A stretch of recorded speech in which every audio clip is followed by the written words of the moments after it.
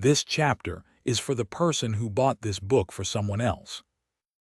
Maybe you're an adult child who's worried. Maybe you saw a news story, or noticed something on a phone call, or just want to get ahead of it.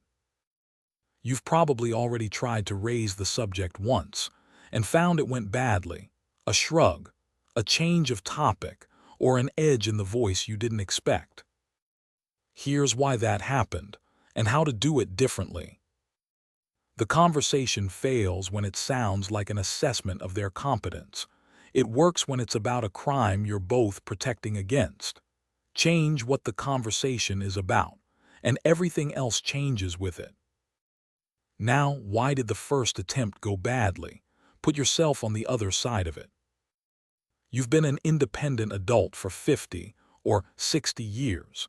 You raised the person now sitting across from you, and that person has arrived to explain that you might not be able to handle your own telephone. Whatever your words, what gets heard is often, "I think you're losing it."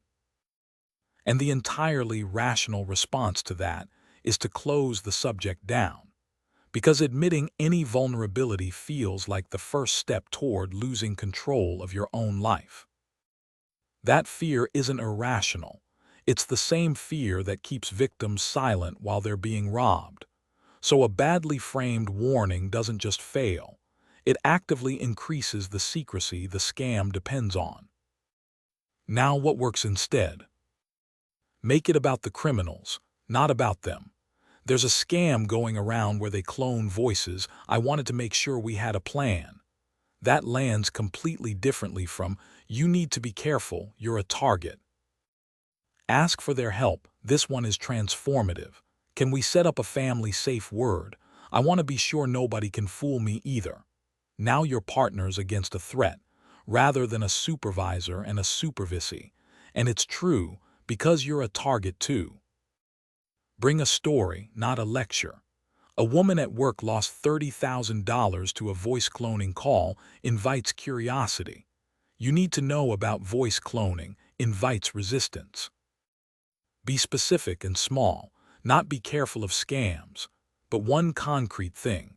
If anyone ever calls saying "I'm in trouble," hang up and call me back on my normal number. One rule, clearly stated, sticks. Admit your own near misses. If you've ever clicked a phishing link or nearly fallen for something, say so.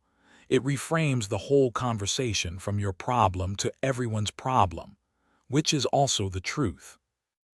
And offer the eyes not hands framing. "I don't want to manage anything. I just like to be the person the bank can call if something looks odd." Suggest a trusted contact, not a takeover. Now do the practical things together. Rather than delivering warnings, do a few concrete tasks side by side. Each takes minutes, and none require anyone to admit anything. A family safe word. The single highest value, 15 minutes. Freeze both your credit files. Do yours at the same time. Two-factor on email, transaction alerts, and a trusted contact at the bank. Opt out of prescreened offers and claim informed delivery. And agree the family rules out loud. No money on a first phone call. Nothing signed at the door. We tell each other about anything unusual. Doing beats warning. Every item there is a shared household task, not an intervention. And then the standing call. The most protective thing in this entire chapter isn't a security setting.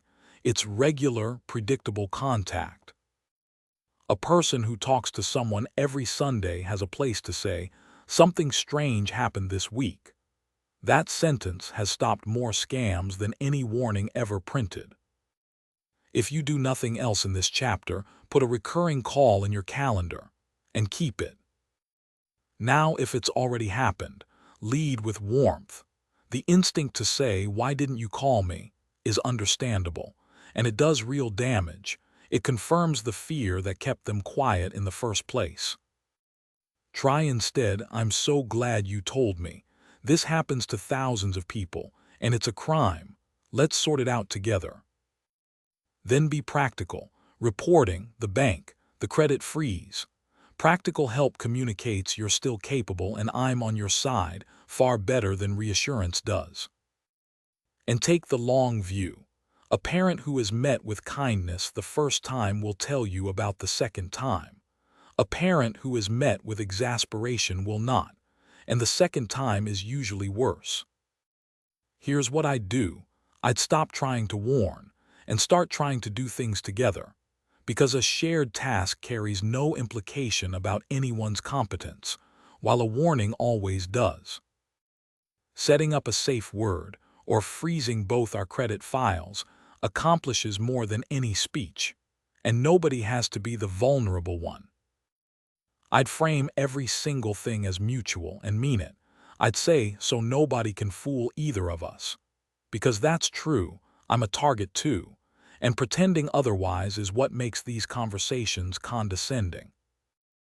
And I'd put a standing weekly call in my calendar and treat it as the actual protection, rather than the pleasantry around it. The security settings are worth an afternoon.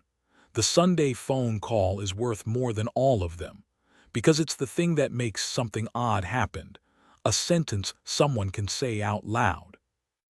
So let's practice. You've decided to raise it.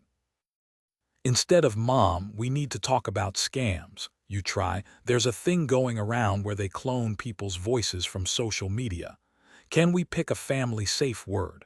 I want one too, so nobody can fool me either." Notice what that sentence does. It's about criminals, not about her. It asks for participation rather than compliance. It includes you as a target, and it ends with a concrete 15-minute task instead of a warning.